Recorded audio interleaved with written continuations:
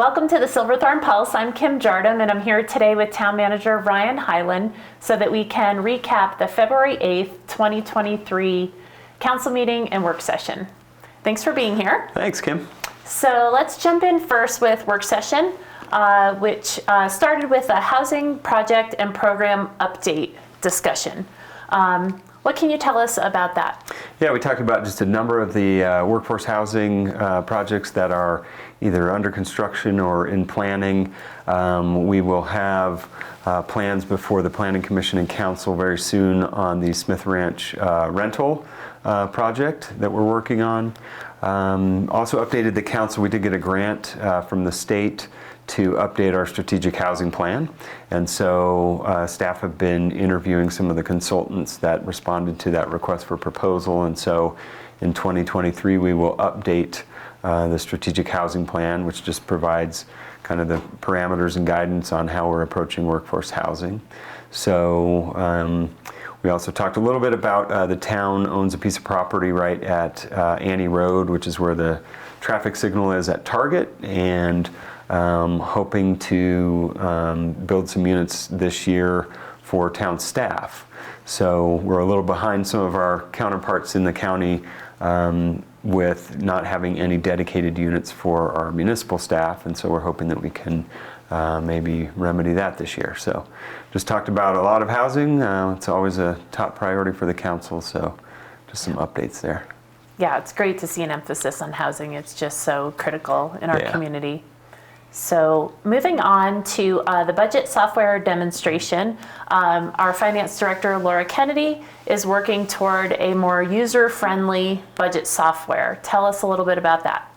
Yeah, Laura presented the council some new software that will be really helpful both for staff as we are building the budget and then using the budget throughout the year in daily work, but then also on the public side, just much more, like you said, user-friendly. What we currently have is, it works. It's a big PDF, and you can kind of click to different chapters, but this is essentially a new website where you can click and find the different features, and it's just got more functionality than a PDF. So encourage the public to check that out. I know when we talk about the budget, people think, it's just a bunch of spreadsheets, and it's not. There's actually a lot of really good narrative on the different ways that we provide services, and it's really a great document. So moving on, the mayors and managers get together on a monthly basis in our community to discuss hot topics or just any topic of discussion that needs to be discussed between everyone in the community. And so there was a meeting on February 2nd. What are the updates from that meeting? Yeah, most recent meeting was in Blue River, and it is mayor managers, but we also do have school district representation, so superintendent, chair of the board, and also from CMC. So great to get that group together. This particular meeting, we spent a fair amount of time talking about frustrations over postal service in the county. It was maybe a bit more of a venting session than anything, but a lot of frustration there. Kudos to Summit County. I think they have actually been able to engage the Postal Service in getting them to take some housing opportunities that we have in the county. So a little bit of progress. We will keep pushing. I know that each of our entities is pushing as hard as we can, bringing media exposure, working with our congressional reps to make sure that we can get Postal Service back to an acceptable level. I think that's a loaded word because we're in this crisis mode right now, but even before that, I don't know that anyone would say it was quite an acceptable level. So working on the big picture of how do we get Postal Service here in Summit County that is on par with what you would get in the Front Range. It's an equity issue. And as we've talked before, lots of other mountain communities are having the same conversation.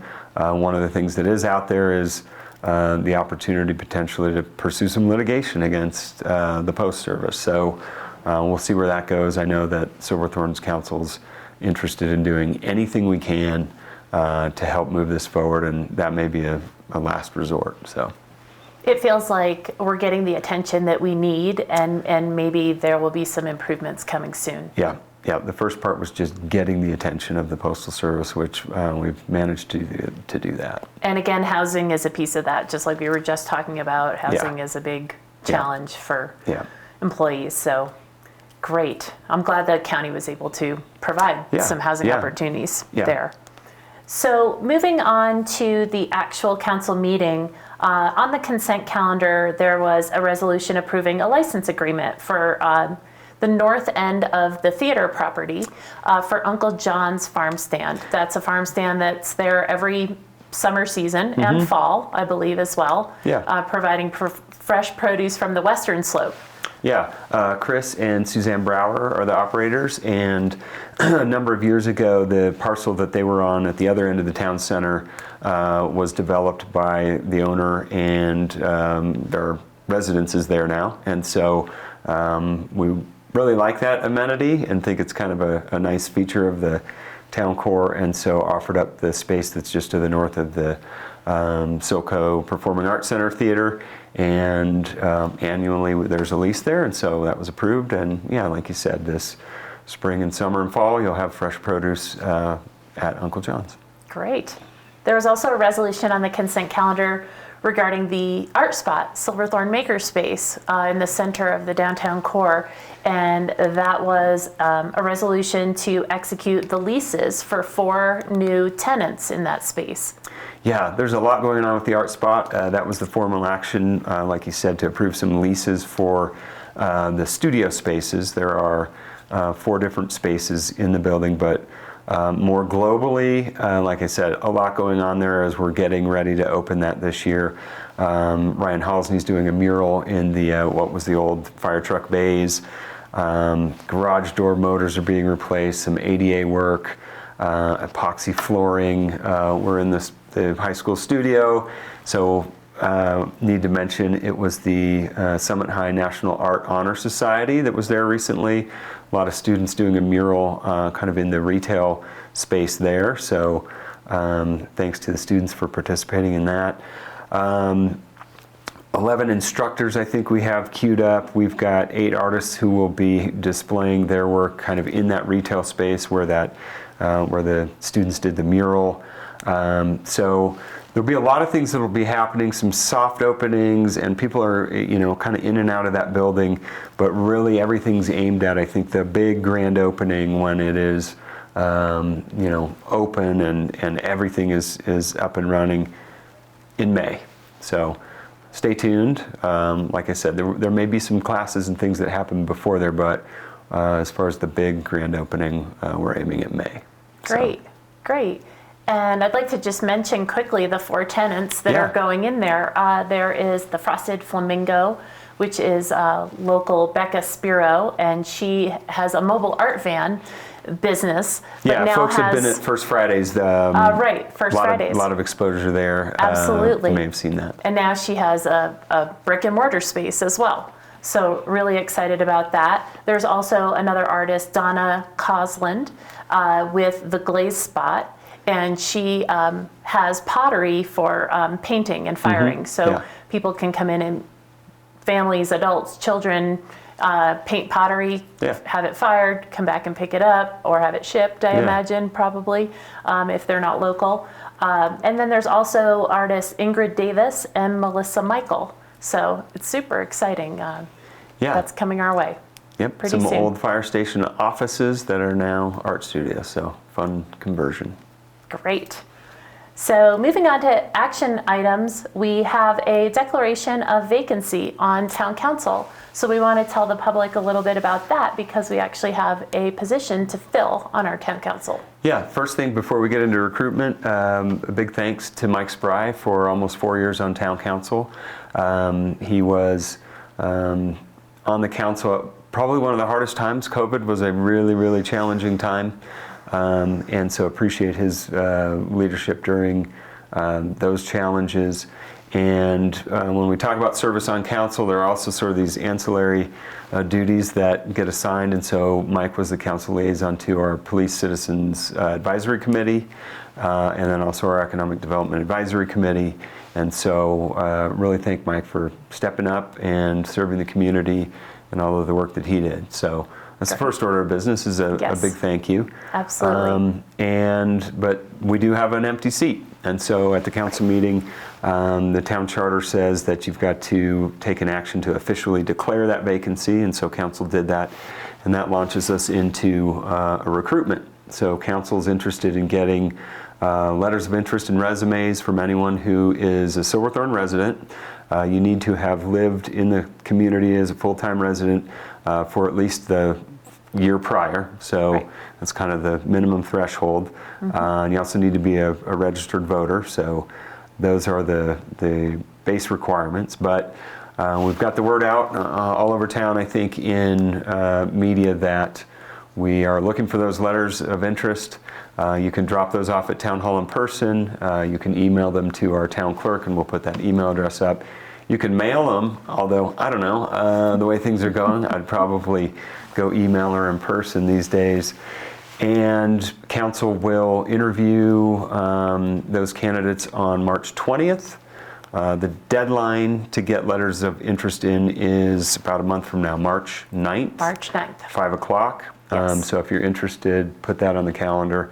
And then they'll make an appointment on March 22nd, and that new member will serve as a council member until the next municipal election, which is April 2024. So about a one-year appointment, and then we'll have an election, and whoever's appointed, if they chose to run and go for that seat again, they could. So Great. yeah, great opportunity.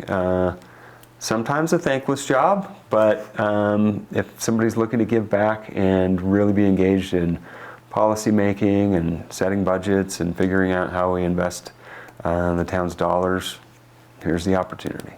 And many thanks to Mike Spry for his service. Excellent. Under discussion items, we had Chief Davis from Summit Fire and EMS join us for this council meeting. What were his updates? Yeah, the chief's been joining us at our meetings, which we really appreciate, and we've been going to the Summit Fire Board meetings as well to stay connected.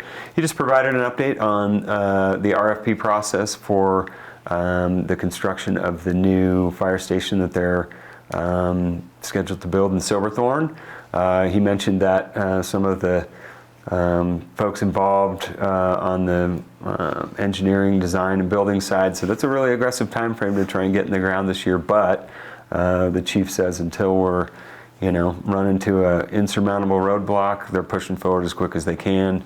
We are going to meet with the fire district next week on site planning, and we did meet as well on offering up our grant writing services to see if we can get some outside dollars for construction or staffing. So things are moving along. He did provide a quick update on, in the interim, they're still working on getting one of the fire trucks housed up at the Buffalo Mountain storage, or some RV storage. Just a little bit of a delay with getting contractors to install some heat in there, but that's moving forward. So that was the update. And finally, for the February 8th council meeting, moving into executive session, there were some topics discussed related to housing and transportation.